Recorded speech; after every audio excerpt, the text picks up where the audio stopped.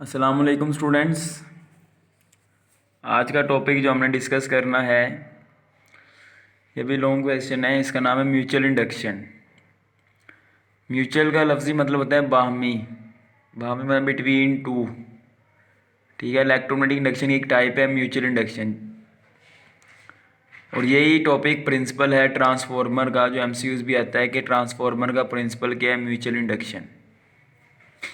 ठीक है, अब म्यूचुअल इंडक्शन जो है इसमें सबसे पहले हमें डेफिनेशन पता होनी चाहिए, फिर एक्सप्लेनेशन, फिर derivation of EMF induce in secondary coil in terms of time rate of change in current, ये हमने डिस्कस करना है। फिर म्यूचुअल इंडक्टेंस के बारे में हमने डिस्कस करना है और लास्ट में हमने हेनरी को डिफाइन करना है जो म्यूचुअल इंडक्टेंस का यूनिट है।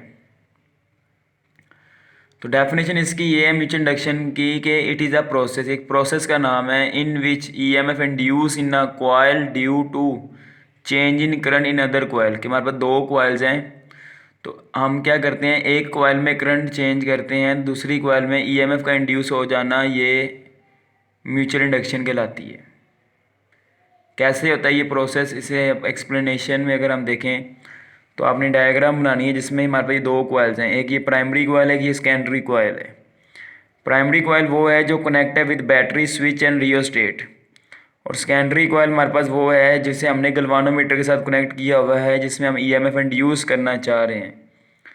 तो प्राइमरी कॉइल में जब स्विच ऑन करता हूँ तो उसमें करंट गुजरना शुरू हो जाएगा जिससे मैग्नेटिक फ्लक्स प्रोड्यूस होगा। अब अगर मैं रियोस्टेट की रेजिस्टेंस चेंज करना शुरू कर दूं तो प्राइमरी कॉइल में से गुजरने वाला करंट क्या होगा, with respect to time change होगा। तो करंट के चेंज होने से मैग्नेटिक फ्लक्स चेंज होगा। तो मैग्नेटिक फ्लक्स सिर्फ प्राइमरी कॉइल में चेंज नहीं होगा बल्कि जो उसके साथ कॉइल लिंक्ड है ना, सेकेंडरी कॉइल, उससे भी मैग्नेटिक फ्लक्स क्या हो रहा है, चेंज, जिसकी वजह से सेकेंडरी कॉइल में ईएमएफ इंड्यूस हो जाएगी, जिसका सबूत गल्वानोमीटर हमें डिफ्लेक्शन की सूरत में देगा। तो ये जो प्रोसेस है जिसमें हम क्या करते हैं, एक कॉइल में ईएमएफ इंड्यूस करते हैं due to change in current in other coil, this process is known as mutual induction. तो डेफिनेशन आपने पहले करनी है कि जो बुक में ग्रीन बॉक्स में है, फिर एक्सप्लेनेशन वेरी फर्स्ट लाइन से शुरू होगी और जहाँ तक फैराडे लॉ का फॉर्मूला है वहाँ तक इसकी एक्सप्लेनेशन है।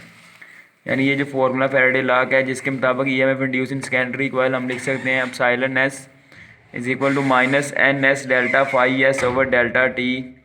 यहाँ तक फैराडे आपकी एक्सप्लेनेशन होगी। ठीक है, और एन एस यहाँ पे क्या है, number of turns of secondary coil, और फाई एस क्या है यहाँ पे, फ्लक्स थ्रू सेकेंडरी कॉइल। तो एक्सप्लेनेशन आपने यही बात बतानी है कि हम जब प्राइमरी कॉइल का करंट चेंज करते हैं by changing resistance of rheostat तो मैग्नेटिक फ्लक्स चेंज होगा। तो प्राइमरी कॉइल का मैग्नेटिक फ्लक्स सेकेंडरी के साथ लिंक्ड है, तो सेकेंडरी में मैग्नेटिक फ्लक्स चेंज हो जाएगा जिसकी वजह से उसमें ईएमएफ इंड्यूस हो जाएगी। अब हमने यहाँ पे डेरिवेशन करनी है EMF induce in secondary coil की in terms of time rate of change in current. इसी फॉर्मूले को हमने मॉडिफाई करना है और इस फॉर्म में लेके आना है कि ये यही EMF induce in secondary coil का formula time rate of change in current in primary coil की फॉर्म में आ जाए। ये कैसे मुमकिन होगा कि let number of turn in secondary coil जो है वो एन एस है और एक टर्न का फ्लक्स फाई एस है, तो टोटल फ्लक्स जो एन नंबर ऑफ टर्न्स में से होगा किस तरह आएगा, एक टर्न के फ्लक्स को नंबर ऑफ टर्न्स के साथ क्या कर दूंगा, मल्टीप्लाई कर दूंगा। अब आपको पता है magnetic flux in secondary coil directly proportional है किसके, flux produce by current in primary coil. देखें सेकेंडरी कॉइल में फ्लक्स ज़्यादा कब होगा, जब प्राइमरी कॉइल का फ्लक्स ज़्यादा होगा, और प्राइमरी कॉइल का फ्लक्स ज़्यादा कब होगा, जब प्राइमरी कॉइल का करंट ज़्यादा होगा। तो हम डायरेक्ट कह सकते हैं सेकेंडरी कॉइल का फ्लक्स प्राइमरी कॉइल के करंट के डायरेक्टली प्रोपोर्शनल है। जिस तरह मैं कहता हूँ ए बराबर है बी के, बी बराबर है सी के, तो डायरेक्ट कह सकते हैं ना ए बराबर है सी के। जिस तरह हम अपनी ज़रूरियात के लिए अपने पेरेंट्स पे डिपेंड करते हैं और पेरेंट्स आगे अल्लाह पे डिपेंड करते हैं, तो हम डायरेक्ट कह सकते हैं अल्लाह पे डिपेंड करते हैं। तो इसी तरह मैग्नेटिक फ्लक्स डायरेक्टली प्रोपोर्शनल है किसके, मैग्नेटिक फ्लक्स जो करंट इन प्राइमरी प्रोड्यूस करे, तो हम direct flux of secondary coil को directly proportional to current in primary coil लिख सकते हैं। अब यहाँ पे इक्वल का साइन लगाने के लिए हम जो कॉन्स्टेंट लिखते हैं उसे हम लिखते हैं कैपिटल एम, जिसका फॉर्मूला ये बन जाएगा, capital M stand for mutual inductance. Capital M stand for mutual inductance, कि कैपिटल एम को हम म्यूचुअल इंडक्टेंस कहते हैं। म्यूचुअल इंडक्टेंस और म्यूचुअल इंडक्शन आर डिफरेंट।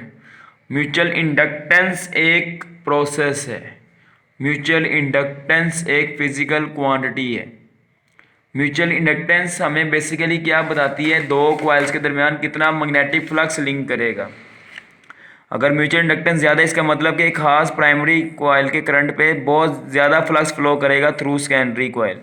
अगर म्यूचुअल इंडक्टेंस कम है, मतलब सेकेंडरी कॉइल के साथ फ्लक्स कम लिंक कर रहा है। Mutual inductance shows magnetic flux linkage between two coils, और ये डिपेंड करती है physical parameters of two coils पे। पहली बात, ये डिपेंड करती है दोनों कॉइल्स के नंबर ऑफ टर्न्स पे, फिर area of cross section, core material nature, यानी जिसके ऊपर हमने कॉइल को बाउंड किया। अगर मैं उंगली पे बाउंड करके उंगली बाहर निकाल लूँ तो एयर कोर है या आयरन कोर होती है। दो तरह की कोर्स होती हैं। आयरन कोर हो तो मैग्नेटिक फ्लक्स लिंकेज ज़्यादा होती है, क्योंकि आयरन कोर के जरिए की मौजूदगी में मैग्नेटिक फील्ड ज़्यादा स्ट्रॉन्ग होगा। आयरन एक्सटर्नल मैग्नेटिक फील्ड में खुद एक मैग्नेट बन जाती है। चैप्टर 17 में हम इसे पढ़ेंगे तफसील के साथ। और चौथे नंबर पे डिपेंड करती है दोनों कॉइल्स के दरमियान क्लोजनेस, यानी जितनी कॉइल्स दोनों करीब करीब होंगी उतनी म्यूचुअल इंडक्टेंस क्या होगी ज़्यादा, उतनी फ्लक्स लिंकेज क्या होगी ज़्यादा। तो आपको पता होना चाहिए म्यूचुअल इंडक्टेंस हमें बताती है दो कॉइल्स के दरमियान फ्लक्स लिंकेज, जो फिजिकल पैरामीटर पे डिपेंड करती है। ये करंट इन प्राइमरी कॉइल पे डिपेंड नहीं करती, ये सिर्फ डिपेंड करती है फिजिकल पैरामीटर्स पे। अब ये नहीं कहना सारी इस फॉर्मूले में तो करंट इन प्राइमरी है, आप इसे आईपी को बढ़ाओगे तो फ्लक्स भी तो बढ़ जाएगा, रेशियो सेम रहेगी। वैसे ठीक है, तो ऐसे बेसिकली ये डिपेंड फिजिकल पैरामीटर्स पे करती है। ठीक है, और इनको चेंज करने से अगर म्यूचुअल इंडक्टेंस ज़्यादा है, इसका मतलब क्या है, फ्लक्स लिंकेज ज़्यादा है बिटवीन टू कॉइल्स। अब आप ये देखें from equation one, equation one कौन सी है, जो फैराडे लॉ के मुताबिक हमने लिखी है। ठीक है, फ्रॉम इक्वेशन वन यहाँ से हम लिख सकते हैं डेल्टा, पहले भी तो लिख सकते हैं, बात एक ही है। अब एन एस वाई एस जगह हम एम आई पी लिख देंगे, जो हमने अभी डिस्कस किया है, तो ये आ जाएगा एम। हम डेल्टा से पहले भी लिख सकते हैं, क्योंकि एम कांस्टेंट है तो वेरिएबल के साथ हम डेल्टा लगाएंगे। तो देखें ये EMF induce in secondary coil का फॉर्मूला बन गया इन terms of time rate of change in current. और ये फॉर्मूला बता रहा है EMF induce in secondary coil directly proportional है किसके, डायरेक्टली प्रोपोर्शनल है किसके, time rate of change in current in primary coil. जितना करंट में चेंज टाइम के लिए ऐसे ज़्यादा होगी इन प्राइमरी कॉइल, उतनी ईएमएफ इंड्यूस क्या होगी, ज़्यादा होगी।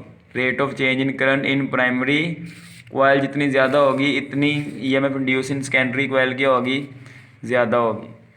ठीक है, फिर नेगेटिव साइन यहाँ पे क्या बता रहा है, नेगेटिव साइन शो कर रहा है कि EMF induce in secondary coil हमेशा एक्ट करती है to oppose time rate of change in primary coil according to Lenz law.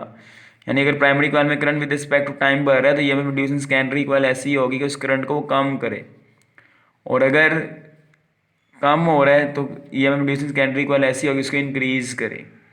आपको ये पता होना चाहिए कि जब मैग्नेटिक फ्लक्स सेकेंडरी में चेंज हो रहा है तो प्राइमरी में तो चेंज हो रहा है, तो ईएमएफ इंड्यूस सेकेंडरी कॉइल में नहीं होती, प्राइमरी कॉइल में भी होती है। ठीक है, इस अमल को हम कहते हैं सेल्फ इंडक्शन, जो अगला टॉपिक भी है। तो EMF induce in secondary coil जब हो रही होगी तो उसके नतीजे में प्राइमरी कॉइल में भी ईएमएफ इंड्यूस हो रही होती है, लेकिन वो आपको पता होना चाहिए EMF induce in secondary coil ऐसी होगी कि जिसकी वजह से current in time rate of change in current in primary coil को वो क्या करती है, अपोज। ठीक है, बाय फैराडे लॉ, यानी कि करंट इन प्राइमरी कॉइल बढ़ रहा है तो EMF induce in secondary coil act करेगी इसको डिक्रीज करने के लिए। ठीक है, जिसको हम आगे डिटेल में पढ़ेंगे भी चैप्टर 16 में, इसको मज़ीद इलेबोरेट किया गया है।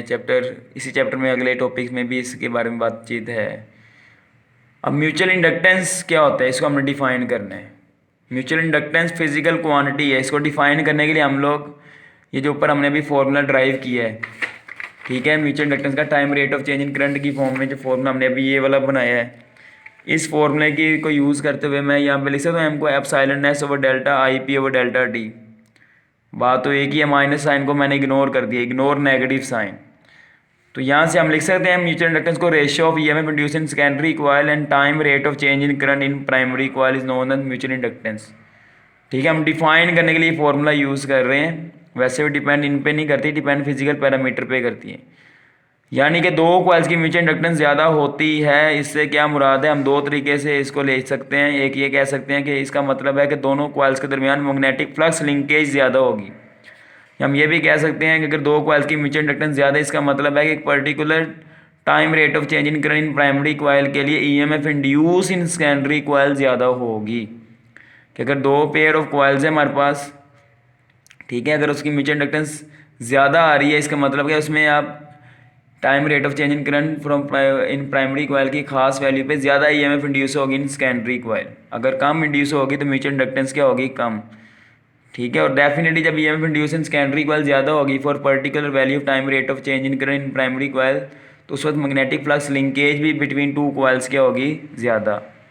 फिर हेनरी आपने बताना है, हेनरी ऐसा यूनिट ऑफ इंडक्टेंस है इसको हम वोल्ट सेकंड पर एम्पेयर भी लिख सकते हैं। वो कैसे, आप देखें इस फॉर्मूले से 1 हेनरी बराबर आ जाएगा 1 volt over 1 ampere per second. इसे 1 एम्पेयर पर सेकंड, सेकंड ऊपर जाके पर सेकंड ऊपर जाके सेकंड बन जाएगा, और एम्पेयर ऊपर जाके पर एम्पेयर।